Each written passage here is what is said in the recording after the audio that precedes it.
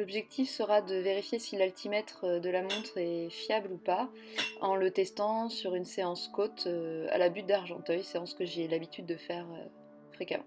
Et je vais mettre un écran pour pouvoir voir l'altitude en direct dessus. Donc appui long sur le bouton B, mes paramètres.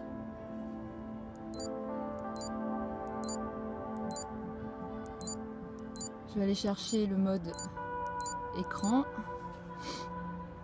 Je valide avec le bouton A. Donc, et je vais régler par exemple le bouton l'écran 1.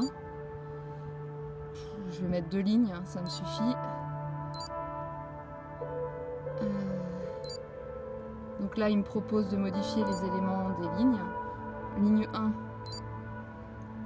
1, je vais mettre justement la...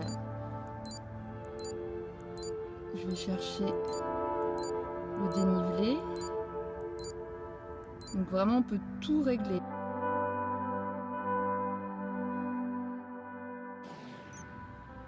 Montée totale.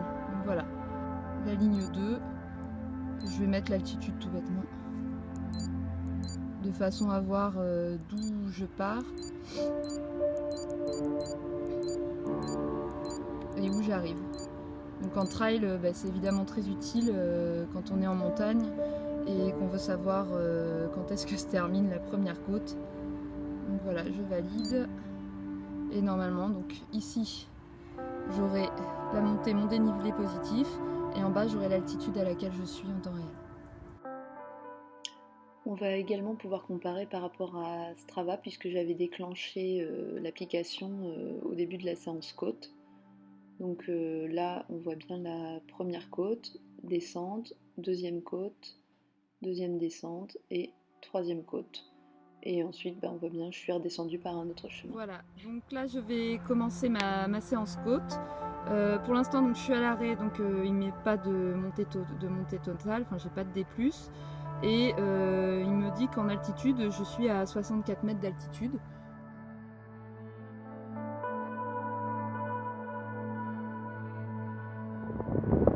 Donc me voilà arrivée en haut de la butte d'Argenteuil. J'ai fait 42 mètres de D+, et je suis à 118 mètres d'altitude.